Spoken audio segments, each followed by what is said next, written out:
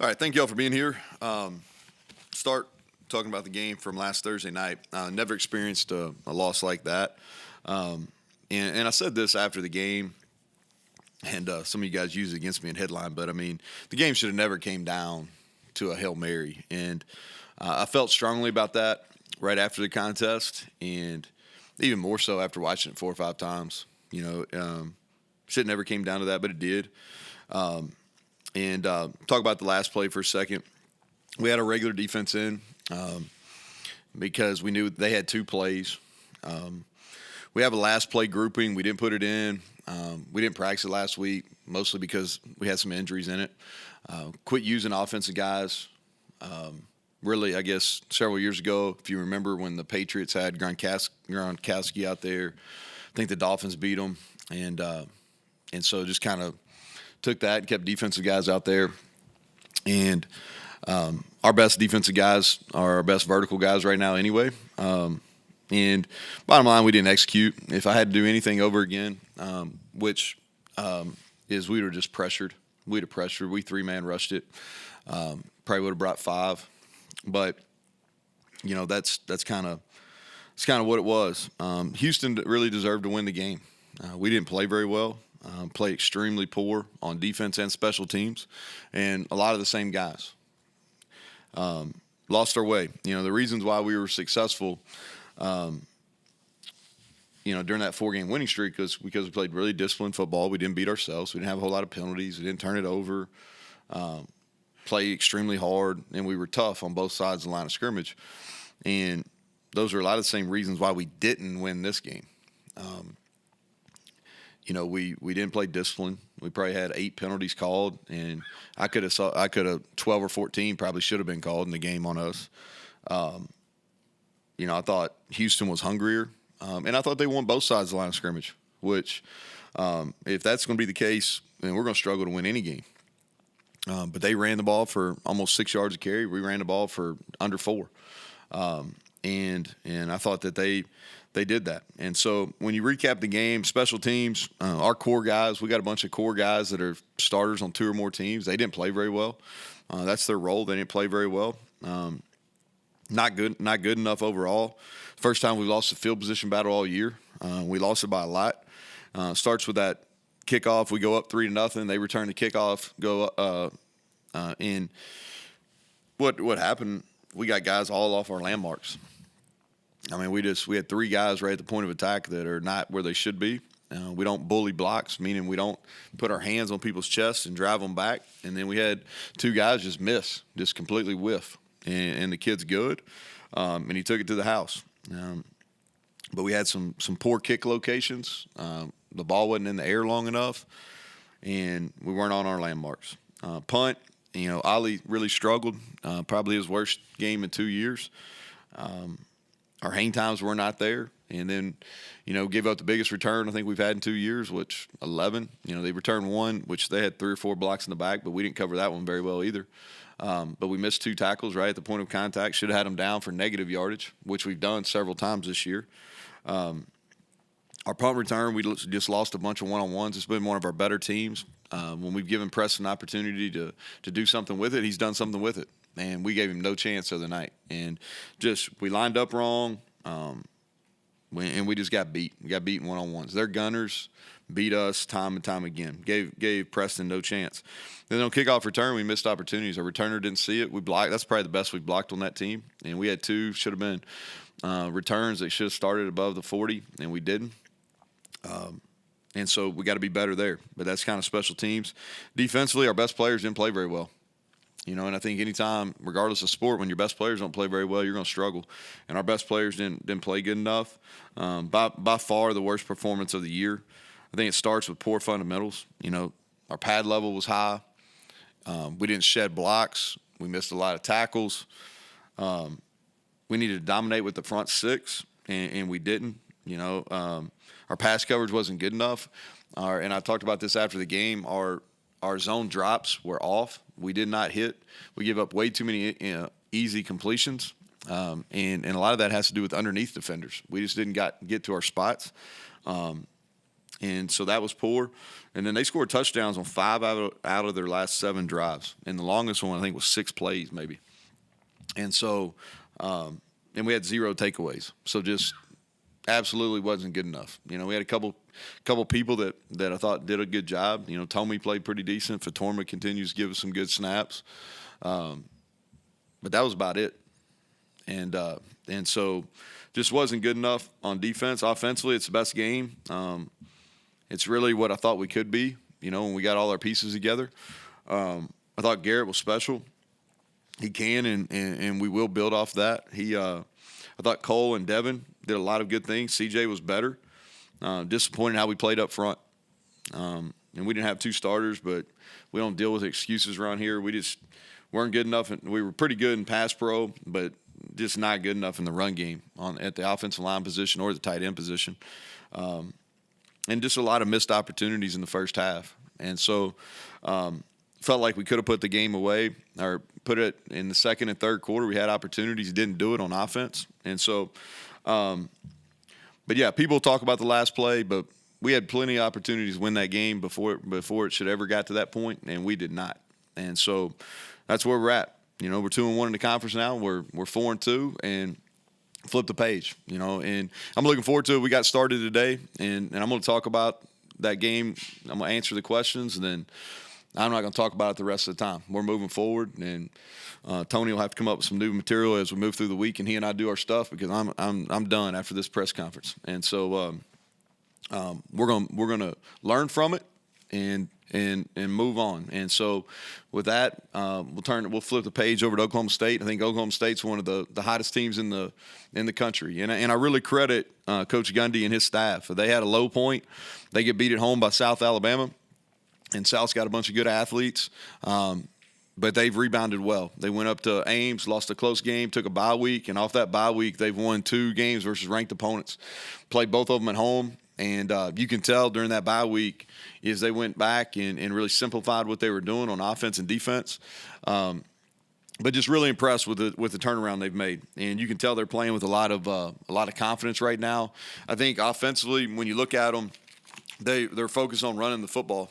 And that's something they didn't do a whole lot early. They settled on a quarterback. You know, this kid's been through the league.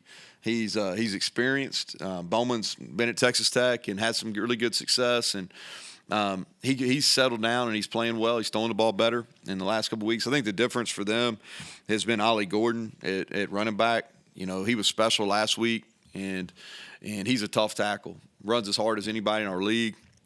They're getting him the ball in the pass game. They've got 2 outside receivers that can go. And then the Presley kid who's been good for several years now. They're doing a good job getting him the ball in a bunch of different creative ways. And their O-line is playing better. They've had the same group they've played, and they're playing considerably better. I think they've reduced the number of things they're asking them to do, and they've gotten better.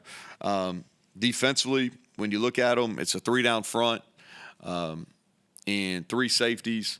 And if you look at them, they've made a lot of progress. And I think it starts with how they're playing up front. They've got really good length, and they're playing fundamental football. They're playing with really good hands.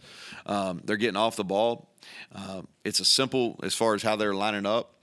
And then at linebacker, I think this may be the most talented group across the board that we've played. You know, and Penn State had some good guys, don't get me wrong.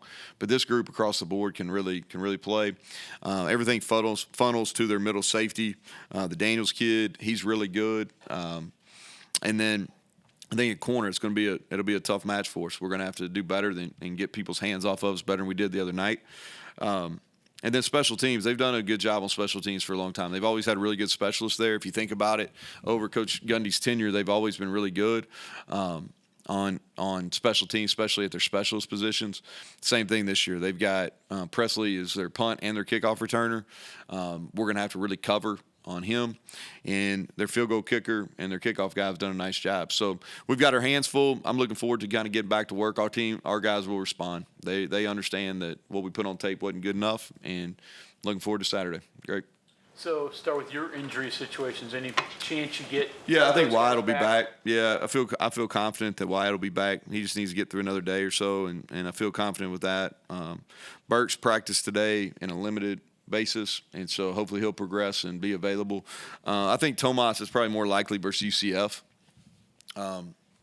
but I think that would be the earliest, would be the UCF for Tomas. Couple others, and then you mentioned Treek Austin Cave hasn't played. Any chance you get him anytime soon? And then Justin Johnson didn't make the trip this week. Yeah, Justin was sick. He missed all weekend because of an illness.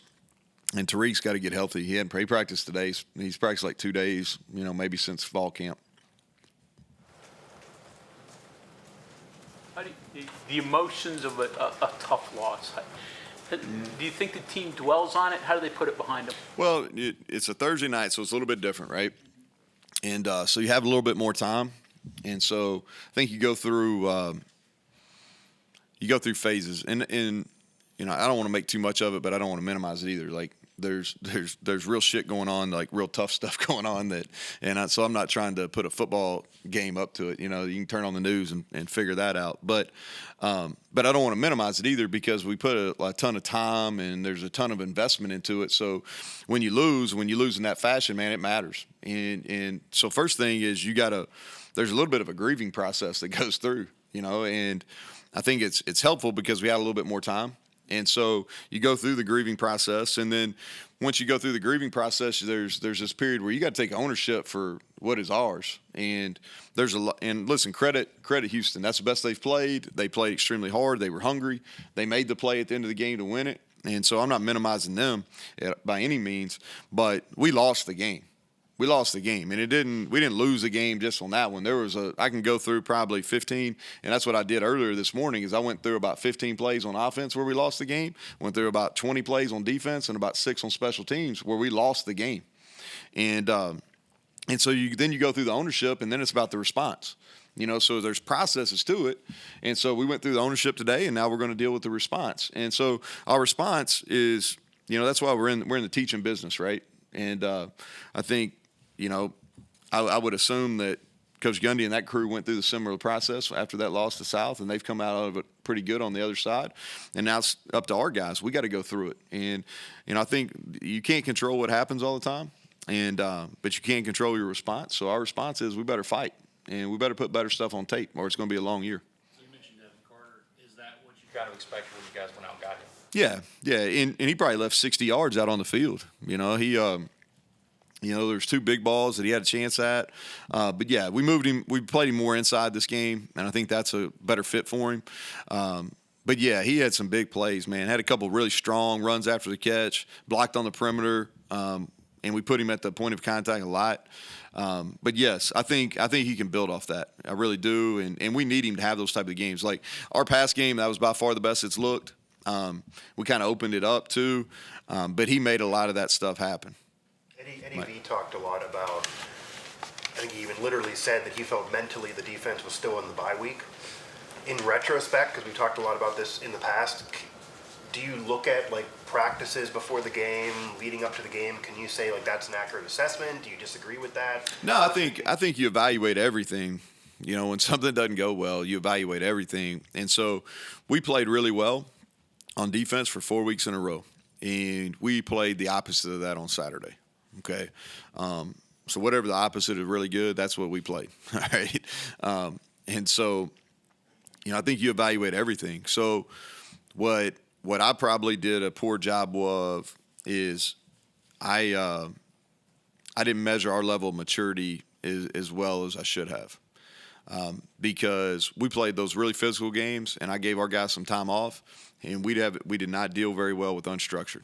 And so, I think when you go back, because that's what you do, that's what I do as a leader of it. I'm responsible for it all. So first thing I do is self-reflect and look through what I should have done different. Okay, and the first things that come to mind is should have handled the bye week a little different. Probably should have stuck with our original plan, which was to practice hard on Tuesday and Wednesday. And because of some injuries and kind of where our team was, we didn't. And I think you always look back and say, okay, all right, if I could go back, and you make notes and you don't repeat the same mistake.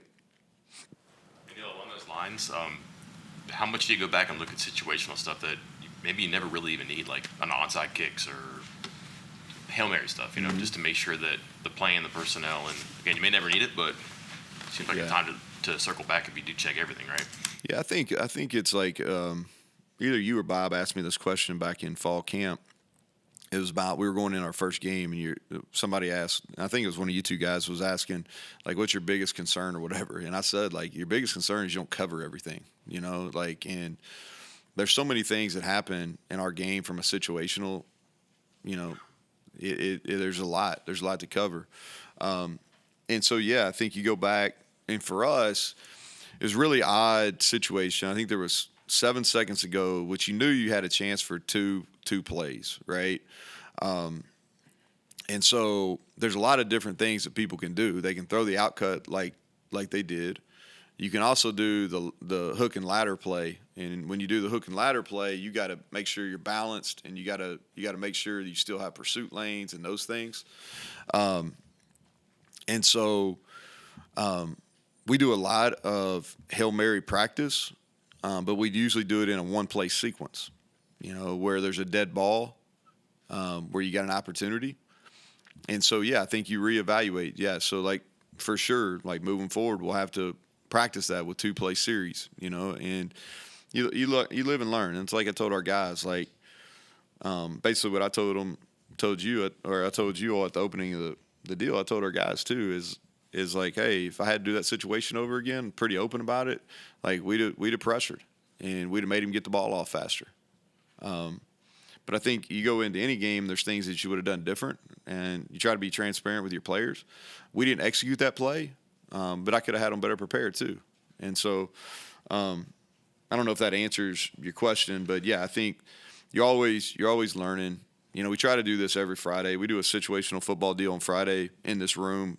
We start our team meeting with that, where you show guys stuff that happened to other NFL teams or other college teams. Sometimes we use some high school examples, and you try to learn from it. But you're always growing in that area. What's your conversations been like with Garrett this week, emphasizing the positive, but obviously talking about the negative? Yeah, he and I have a really good relationship, so I don't have any problem, like, telling him the truth. I told him right after the game. I knew what happened. And so, I think, like, and I've said this about him before, is like what makes him great is he has this exuberant energy, right? I wish I had his energy, right? He doesn't have very many bad days. He's always upbeat. He's bouncing around. But also you got to be able to limit that, and what makes him great also sometimes is his Achilles heel. That's whether that's playing quarterback or that's celebrating a touchdown, so like he did a lot of, like, without him, we got no chance in that game. He made us go. You can look at his stats. You were at the game. I mean, you saw it. He played extremely well, probably as good as we've played at that position here in a long time. And he still left some plays out there, but he played really, really well, running the football. His decision-making, that's the best in a game situation. His decision-making's been. We put a ton on him in the read game, in the run read game, and in the throw game. Just can't take your helmet off. You know what I mean? It's like, it's pretty simple, and that's one of those things. If we didn't cover that, then I'd be like, oh, we didn't cover it. But we covered that in preseason camp. We made a big deal out of it after CJ got the dumb penalty against Pitt, and it reared its head again. And because the truth of the matter is, and you never know for sure, but if we kick it from the 35, then they have a really hard time executing two plays. I know that you mentioned that he has to know better. Do you have any opinions on the rule in general, though? Because that's been a debate a lot. That some people think we gotta get rid of that. Here's the thing: the rule's the rule. Like, the rule's the rule. I think I'd be really hypocritical to say after we were victim of the rule to complain about it. Like, I think that we probably need to do a better job letting the kids have fun in college football. I think we should focus on the stuff that really matters. And that's something that I probably do a better job of as I get older, is like focusing on what matters. But the rule's the rule. And so, like, I don't want to complain about the rule because the rule's it's very clear. The officials, they flag that rule all the time. And so we knew the rule and didn't abide by it, and we paid the price. Deal with Devin moving him around the way you guys did. I mean, he profiles as an outside guy, right? But you saw something. What did you see to maybe I just wanted to get him some more free runs, Mike, and he'll play inside and outside. But I wanted to get him some more free runs off the ball, and I wanted to be able to play him on both sides. And there was a couple things in the run game I thought he could help us on too, get him closer to it. And so, because both our slots we've been playing are smaller, so I wanted to get bigger at that. And he's smart too, so I thought he could handle it. You know, we worked on it a little bit during the bye week, and we're going to continue to do that. You know, I thought that was positive for him, and we can grow his role in that. And then the number of players you guys used, the circumstances are what they are, but is that healthy, sustainable, and how close you maybe to adding to that, whether it's guys coming back or maybe guys who developmentally can give you some relief there? You talking about players or plays? Players. Yeah, it's on offense. Or defense, yeah. Yeah, so I think offensively we were about where we wanted to be. I think the number of receivers that played is about right now. I think we played 6, and played 2 tight ends. You know, the running backs we got to get that right. You know, as far as I thought CJ played better, we got to get those other guys giving us something. I think Jaheim's got a bright future. He did some really good things and some things where he missed some reads the other day. We probably need to look at maybe shortening that rotation just so guys can get into a rhythm. But I think as far as offensively we can sustain. I think defensively, yeah. You know, we got quality depth. They didn't play very well up front on Thursday night. We got quality depth. We like depth in the secondary and linebacker. You know, so we got to be careful on what we're doing back there. You know, how did you learn to be honest with yourself? Was it hard? I mean, most people rationalize. I mean, Yeah. you know, they say it wasn't my fault. You know, how did you teach yourself that lesson to other students? Well, I don't think anybody cares. You know what I mean? Like no. I mean this bad. I'm like nobody. I could come up here and this is the way I look at this job is like, for better or worse, I'm responsible for it all. You know, I'm responsible for it all. And there's some things that I'm in really close proximity to, and then I make the decisions every time. And there's some that I'm not. But at the end of the day, like my name's on the program, and I'm responsible for it all. And I think that we talk a lot about to our players about love, and that sometimes comes off as a soft word. I don't necessarily think it is, but to me, love is like there's 2 primary things when you talk about love, and it's telling people the truth and holding them accountable. All right, and so we want to be a program that fosters love, which means we tell our guys the truth and we hold them accountable. Well, I think you got to, as a leader, whether it's in football or anything, you've got to set that standard. And I have to make more decisions than anybody in the program, so I probably make more mistakes than anybody in the program. So I think you have to be transparent with that. And I think you lose credibility if you're not. You know, I think, and whether it's with your team or at home, whatever, like you lose credibility if you're not transparent. And so we all make mistakes. And I think that, you know, where the root for that comes probably comes from my dad, who was a leader in a school system for a long time. You know, he's still working 50 some years, and you know, and he taught me early on that, you know, you make decisions and you live with them. And if you're right, you know, give other people credit, and if you're wrong, you take the blame. And that's kind of the way I think about it. Neal, what does the pre-snap movement do for the offense? Yeah, so I think it depends on who you're playing, and so what you do is you're trying to get some looks pre-snap on pre-snap alignments, and then what you're trying to do is you're trying to get the guys moving sideways, and then take their eyes off their keys, and so that's what we do it. You know, we pick and choose. Some styles of defense, when you play them, it doesn't matter because they're going to line up regardless. It doesn't matter what personnel grouping. It doesn't matter what your motion they're going to line up. But that's something that we've been doing for a while. We'll continue to do it. Similar. Tempo, yeah. We pick and choose. Yeah, pick and choose. We're not at a point.